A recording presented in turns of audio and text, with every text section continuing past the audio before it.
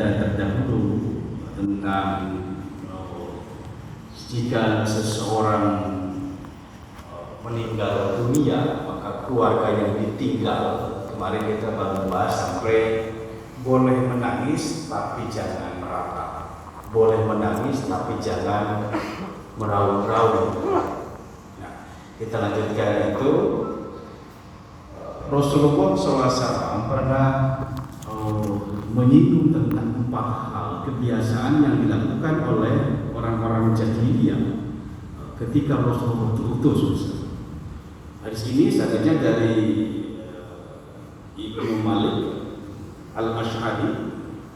Ada tahuan Nabi SAW dari Ibnu Malik Al-Ash'ari, beliau mendapatkan informasi bahwasanya Rasulullah SAW bersabda. Kata Rasulullah, "Arba'un fi ummati min amri jahiliyah." Ada 4 hal yang masih dilakukan oleh umatku, itu peninggalan dari tradisi masyarakat Quraisy jahiliyah. Layak dokumennya, dan mereka belum meninggalkan itu. Apa kata Rasul di antaranya? Yang pertama itu al-fahl fil ihsan. Yang pertama membangga-banggakan keturunan. Jadi kalau di Indonesia nggak ada darah biru, dibangga-banggakan itu adalah tradisi jahiliyah. Jadi orang masyarakat Arab saat itu di Makkah itu membangga-banggakan keturunan Hisam, darah biru, darah kuning, darah merah, macam-macam ini. Jadi intinya mengenai keturunan. Itu tradisi masyarakat jahiliyah. Yang kedua kata Rasulullah, wa qanu fil ansab, itu menjelek-jelekan nasab orang lain. Ini kan mirip dengan apa ini? Retorika propaganda yang dilancarkan oleh Adolf Hitler pada Perang Dunia Kedua. Membaguskan diri, menjadikan orang lain, itu kan propaganda, dan itu tidak boleh dalam Islam. Bahkan dalam konteks public relation boleh, itu kan sudah tidak boleh. Iklan itu yang membaguskan diri saja, cukup, tidak perlu menjelekan orang lain. Nah, tradisi masyarakat jahiliyah saat itu membanggakan keluarganya, menjelekan keluarga orang lain. 2. Yang ketiga, wal istiqoqu bin nujum. Mereka menunggu-nunggu datangnya hujan menurut petunjuk bintang.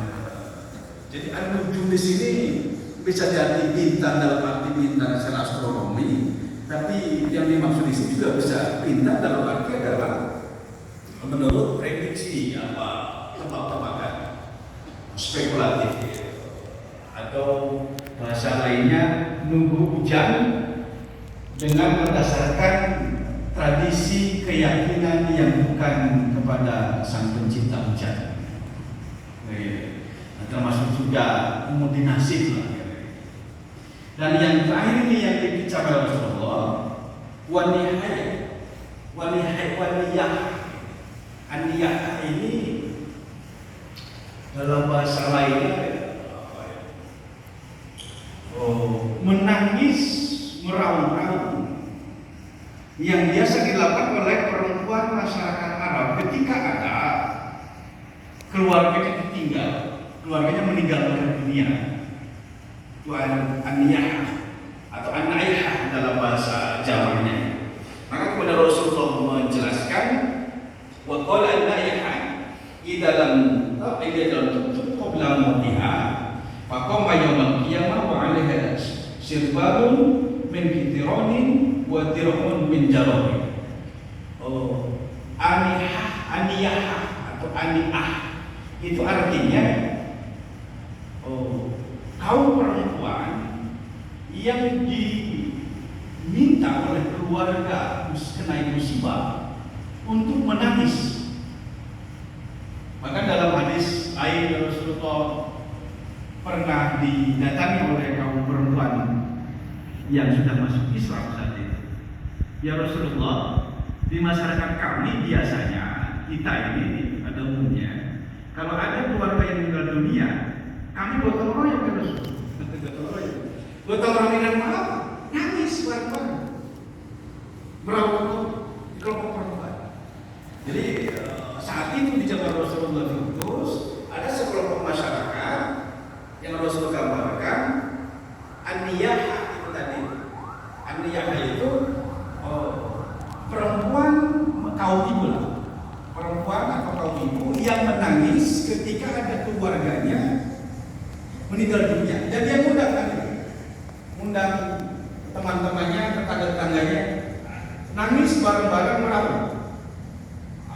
Itu an-niyah dalam bahasa hadisnya. Nah, Rasul katakan, terus ibu-ibu itu bertanya kepada Rasul, ya Rasul, apakah kami sekarang sudah masuk Islam boleh menangis seperti itu kalau ada keluarga yang meninggal?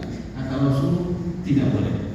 Dalam Islam tidak boleh kalau keluarga meninggal nangis meraung-raung atau meratap atau mencakar-cakar baju, merames-rames rambut. Itu dalam Islam tidak. Maka sejak saat itu kemudian kalau perempuan masyarakat Arab yang sudah memeluk Islam tidak lagi melakukan gotong royong, nangis berjamaah. Jadi nangis berjamaah. Undang, kumpul ini ada teman kita nih, saudaranya meninggal, ya kita nangis bareng-bareng. Nangis dan meraung-raung. Itu artinya. Nah, Rasul mengatakan tidak dalam tutup kau bilang andaikan perempuan-perempuan itu belum bertobat atas perbuatannya itu sebelum dia meninggal dunia, maka yaumul qiyamah fa'alaiha syaitanun bin fitor, maka nanti di hari kiamat Allah akan siksa mereka nanti dengan dengan rantai dari api, dengan dari paku misalnya, itu keras siksanya. Di sini ada Imam Ahmad dan Imam Muslim. Nah, intinya apa sebenarnya? Di dalam ajaran Islam, kalau ada keluarga kita yang meninggal, kita boleh menangis ala kadar, berlinang air mata, itu wajar. Karena ditinggal oleh orang yang kita sayang. Tapi meraung-raung atau berguling-guling, cakar-cakar itu yang itu tentang menangis, larangan menangis, meraung-raung ketika ada keluarga. Yang kedua, disunahkan juga ketika ada tetangga kiri kanan kita, di lingkungan kita ada yang meninggal, maka kita tetangga itu dianjurkan, disunahkan membawa makanan untuk memberi makan orang yang kena musibah itu. Sunnah. Jadi ada tetangga kita meninggal dunia, kan biasanya kita takjiah. Nah, ketika kita takjiah, sebaiknya kita ada sesuatu yang dibawa untuk meringankan beban tuan rumah. Suhibul musibah itu sunnah. Berdasarkan Rasulullah SAW dari Abdullah bin Ja'far, Abdullah Ja'far meninggal. Ini anaknya, An-Nibni Abdullah bin Ja'far, anak dari Pak Ja'far ini, beliau informasikan kalau Rasulullah SAW pernah menyampaikan kepada sahabat-sahabat ketika bertajiah di rumahnya Ja'far. Kata Rasulullah, "Isna'u li ahli Ja'far ta'am." Buatlah oleh kalian untuk keluarga almarhum Pak Ja'far ini makanan. Fa innaha qad ja'ahum ma yashkuruna. Karena sesungguhnya keluarga yang ditinggal karena musibah itu tidak sempat menyediakan sesuatu untuk tamu, sibuk dengan kesedihannya, sibuk untuk mengurusi keluarga yang meninggal. Oleh karena itu, alangkah baiknya tetangga-tetangga sesama Muslim datang membawa sesuatu yang bisa dimakan oleh keluarga yang kena musibah. Hadis riwayat Abu Dawud, Ibnu Majah dan Imam Tirmidzi. Jadi sunnah. Nah, ada lagi di kita ini kan ada dua model. Model apa? Model yang pertama tadi, tetangga kita meninggal, kemudian tetangga-tetangga yang lain datang sambil membawa sesuatu yang bisa dimakan untuk keluarga musibah. Tapi ada juga yang kadang-kadang keluarga musibah yang menyediakan. Nah, kalau ini hukumnya makruh. Ada yang makruh kan?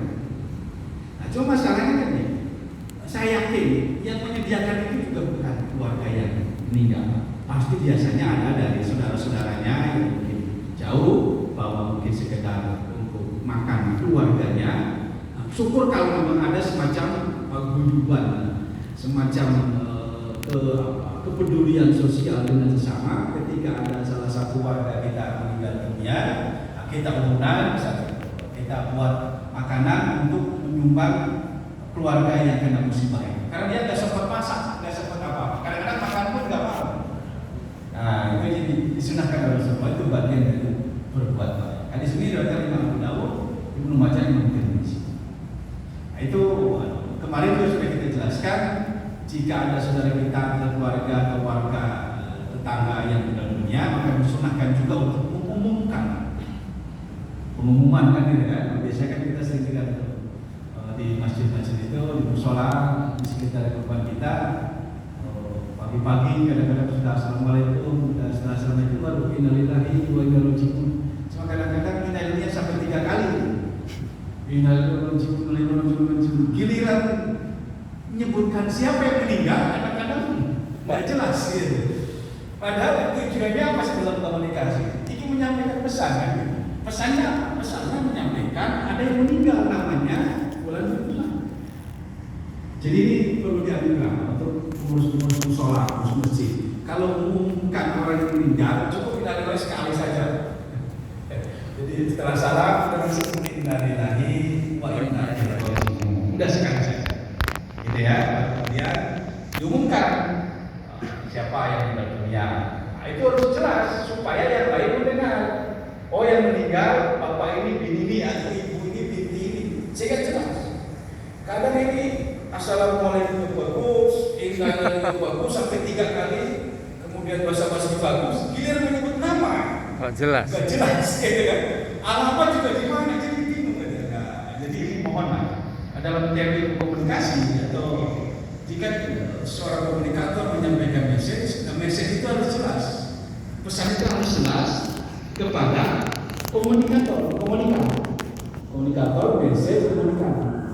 Nah, message itu apa? Informasi tentang kematian. Dalam Islam, kalau ada orang yang meninggal dunia, informasikan itu. Tujuannya apa? Kemarin sudah kita bahas, antaranya ada. Yang pertama paling tidak, jika ada keluarganya di sekitar itu mendengar, maka segera akan datang ke tempat musibah. Atau paling tidak handai tolak teman kita tahu, sehingga di sana ada semacam kekompakan kerjasama untuk segera mengurus dan lain-lain. Sehingga keluarga yang ditinggal tidak merasa sendiri, terhibur. Itulah takziah. Jadi fungsi dari takziah itu tidak menghibur, supaya keluarga yang ditinggal tidak merasa sendiri. Ya, oh ternyata banyak kok saudara-saudara yang dibantu misalnya, terhibur akhirnya. Karena kalau didiamkan sendirian, itu kan ya Allah, keluarga meninggal, kok nggak ada takziah. Kayaknya saya sendirian di dunia ini. Itu kan ubah. Dalam Islam, maka pengumuman itu menjadi sesuatu yang dianjurkan oleh Rasulullah. Sebagaimana Rasulullah waktu itu mengumumkan Raja Najasyi yang jauh melanggar. Rasul mengumumkan para sahabatnya dan kemudian Rasul menganjurkan, ayo kita pergi ke musola untuk melaksanakan salat gaib. Salat gaib karena jenazah itu di negara lain. Baik, berikutnya apa lagi?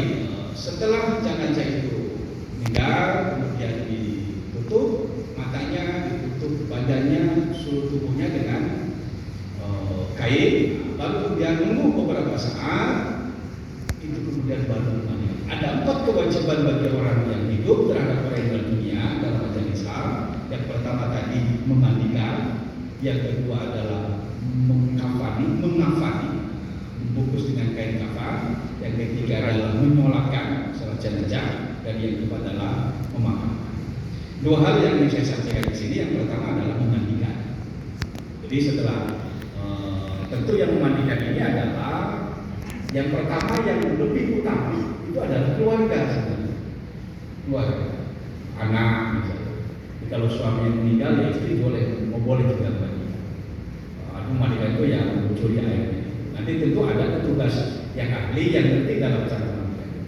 Nah, Rasulullah SAW menyebut, kalau Rasulullah SAW liyusil mautakum al-mu'un, artinya mandikanlah jenazah itu, dan yang mandikan itu adalah orang-orang yang dapat dipercaya.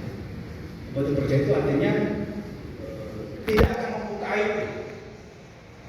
Jadi maka orang yang mandikan jenazah itu jangan suka buka aib, karena kan terbuka betul. Kalau di Jakarta ini, saya ini ada profesi kan, ada profesi memandikan jenazah, ada profesi gali kubur misalnya. Jadi di Jakarta ini kan semua sudah spesifik gitu. Nanti ada juga yang gali kuburnya kan berbeda itu tadi. Nah maka sebenarnya aslinya profesi itu tidak ada. Jadi semua kita ya berkewajiban untuk memandikan, mengafani, menyolatkan, menguburkan. Nah, cuma seiring dengan bertambah banyaknya orang Islam dan juga bertambah kesibukan masing-masing, sehingga agak sulit orang yang ngerti cara mandikan. Nah, kemudian muncullah lembaga-lembaga tertentu yang kemudian memberikan jasa untuk pengurusan jenazah, dari mulai memandikan, mengafani, menyolatkan, bahkan membawa ambulan ke tempat pemakaman. Nah itu kan sudah ada profesi kalau saya. Tentu karena profesi kan harus dihargai. Nah itu dananya dari mana?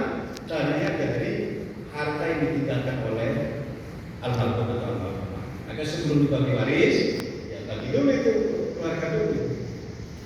Jangan buat ini belum selesai, udah urusan bagi waris, seperti kan?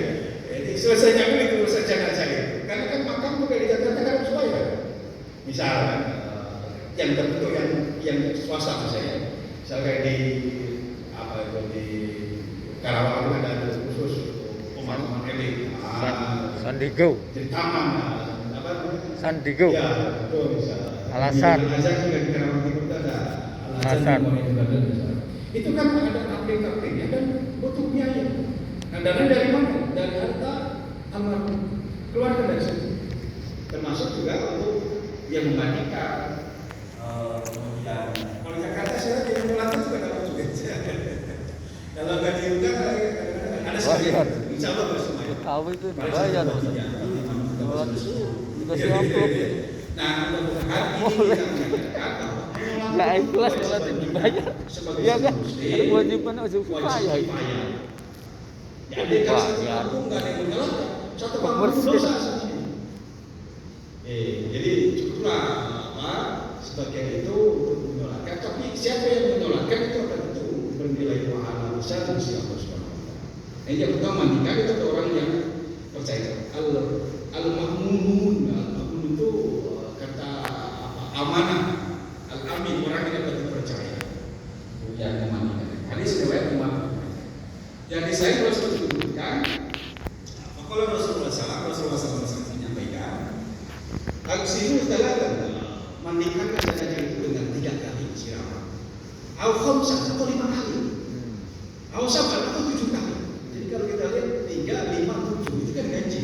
7 aja. Atau kata Rasulullah, al-kathir min dari antara itu pun dari, atau lebih banyak dari itu. Yang penting ganjil. Jadi kalau 3 kali sudah merasa bersih ya sudah. Kurang tambah 5 kali. Kurang juga tambah 7 kali. Kurang tambah 9 kali. Yang penting ganjil. Menyiramkan air. Nah maka oleh karena itu profesi orang yang memandikan jenazah itu sudah harus 1 kali itu. Entah itu. Jangan asal siram. Karena beda memandikan orang yang meninggal dan orang itu juga. Kalau itu kan mandi sendiri gitu ya. Orang ini kan dimandikan. Kalau yang meninggal mah menerima apa adanya, given aja dia kan. Ya saya dimandikan berapa kali aja, kan nanya saya kalau nanya lagi. Tapi paling tidak kita tahu secara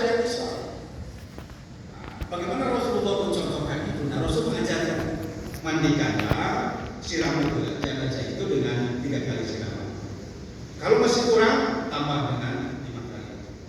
Kurang juga, tambah 7 kali. Kurang juga, yang tambah yang lebih banyak lagi, sampai kemudian kelihatan bersih. Dan anjurkan sunnahnya dengan yang gajah-gajah. Oke. Hadis riwayat Muslim yang sesuatu. Nah, pernah satu ketika kalau seseorang di zaman Rasulullah, ketika orang itu sedang melakukan ibadah haji, kemudian terkulai di atas hutannya dan jatuh. Nah, ini yang sering dipakai oleh para ustaz untuk membungkus itu. Jadi misalnya kain kafan, 2 lembar kain kafan, kepalanya itu sebenarnya para ulama menyebut itu adalah bagian karena orang itu sakit.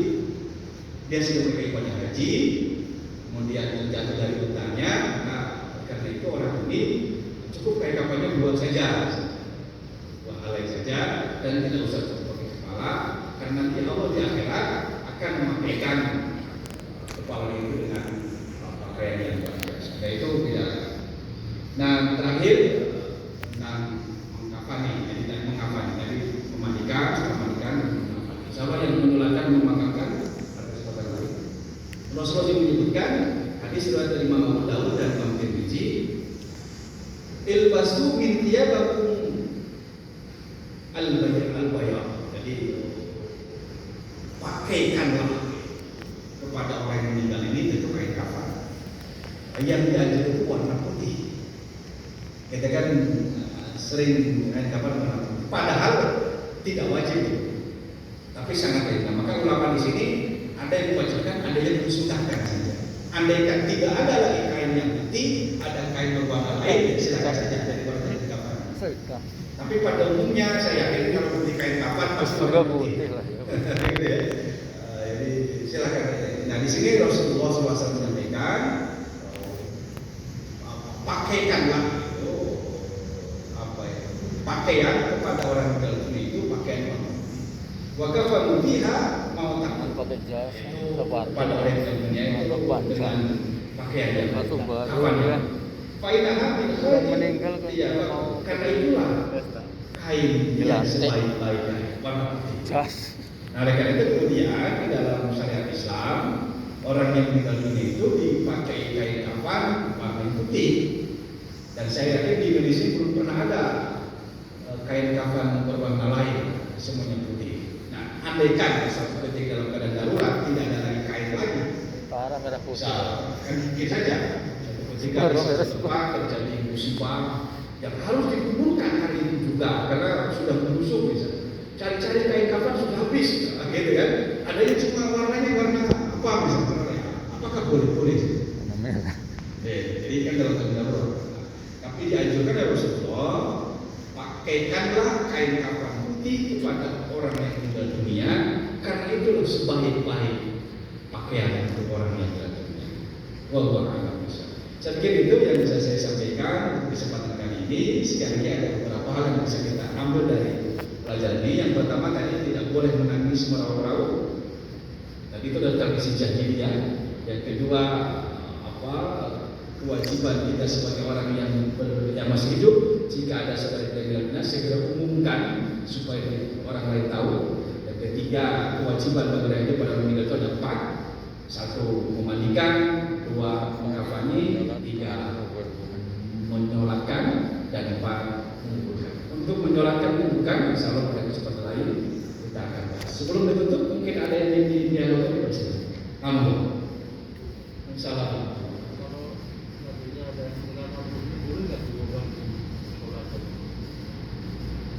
Ini pertanyaan luar biasa ini. Bagaimana kalau suatu warga komplek yang meninggal berbeda akidah dengan kita? Nah, bolehkah kita mengumumkan melalui loudspeaker yang ada di masjid? Ya silakan saja, atau mengumumkan saja. Itu sebagai bukti toleransi saling menghargai. Mengumumkan saja ya Pak, tidak menolakkan. Iya, mengumumkan saja. Boleh untuk memberitahu. Saya pernah komen gitu. Ada keluarga kita yang berbeda akidah dengan kita. Hari ini tapi kan supaya pada hari itulah teman kerabat tetangga biar pada layak. Boleh Mas. Monggo. Masih Pak Ustadz, Iya. ini kasus-kasus di kampung-kampung itu kan bila ada yang meninggal itu bukannya dia memberi makan, tapi dia memaksa bahwa keluarga itu harus 1 minggu tahlilan. Nah, mereka harus menyediakan makanan sekian orang, bahkan menurut saya itu yang sudah kena musibah makin susah.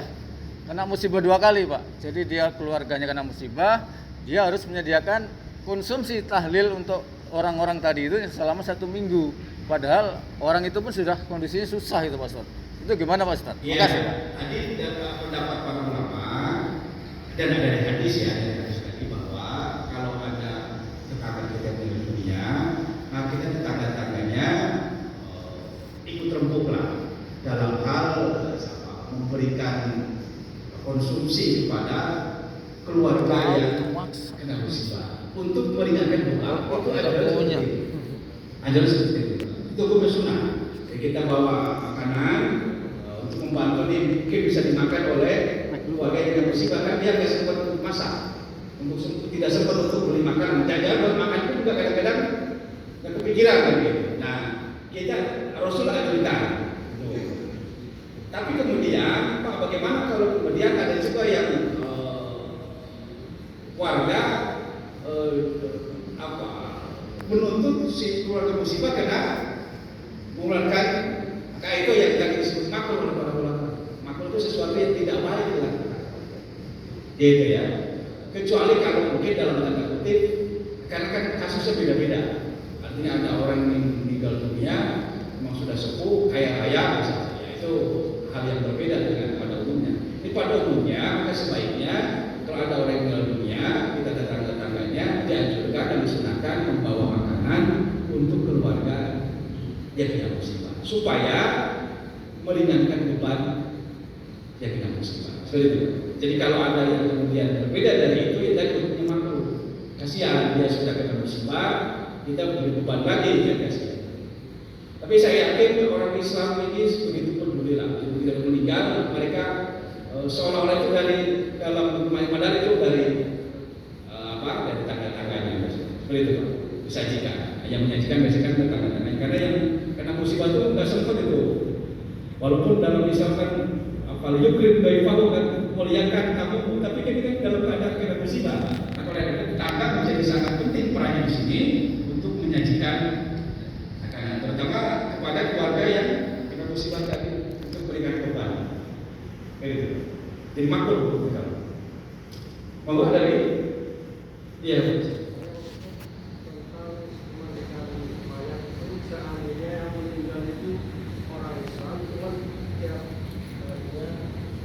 Tak pernah sholat. Nggak sholat sendiri. Iya. Selama dia tidak musyrik, Nah, jadi kalau ada orang Islam, wajib disolatkan. sholat enggak, misalnya sholat kadang-kadang kalau ingat saja, kalau ada masalah sholat, puasa kadang-kadang. Ini kan dalam tanda kutip Pribadi. tidak ya, belum sempurna menjalankan syariat Islam. Nah, selama dia tidak bersekutukan Allah dan dia meyakini Allah sebagai Tuhannya, Rasulullah sebagai utusan Allah, gitu kan, dan tidak pernah ada Tuhan lain selain Allah, wajib menjalankannya. Wajib menjalankannya.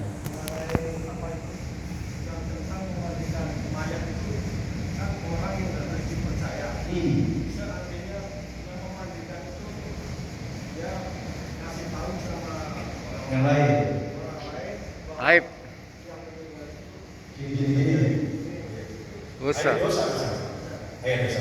Jadi karena itu petugas atau orang yang memandikan jenazah itu sebaiknya orang yang dipercaya.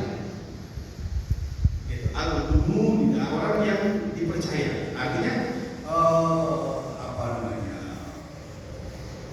petugas atau profesi orang yang memandikan jenazah itu sebaiknya orang yang bisa menyimpan rahasia aib. Tapi ternyata Pak, orang ini diajarin pakai lagi nanti. Andaikan tidak kayak gitu, itu membuka aib orang lain, nah, itu dosa besar. Membuka aib orang lain itu dosa besar. Tentu saya yakin tidak ada mungkin ya, tidak ada yang seperti itu. Kalau ada yang paling oknum-oknum tertentu saja. Pada umumnya biasanya bisa menjaga rahasia, bisa menyimpan bentuk aib jenazahnya. Seburuk atau sebaik apapun jenazah itu ya aibnya kalau tutupi, sebutkan kebaikan-kebaikan. Itu ajaran Rasulullah. Urusan nanti dosa dia dengan Allah itu Allah yang akan balas. Kita tidak boleh untuk menjustifikasi atau untuk memponisnya. Oh ini pasti nanti masuk neraka. Kenapa? Sekalian kita ada bagian besar-besar. Jangan. Mudah-mudahan ini tidak terjadi. Demikian waktunya kita harus kembali kepada kerjaan kita masing-masing. Mudah-mudahan singkat ini mudah-mudahan ada manfaat. Terima kasih. Mohon maaf lahir batin. Mari kita bersama-sama dengan ucapan alhamdulillah. Alhamdulillahirabbil alamin. Assalamualaikum warahmatullahi wabarakatuh. Waalaikumsalam.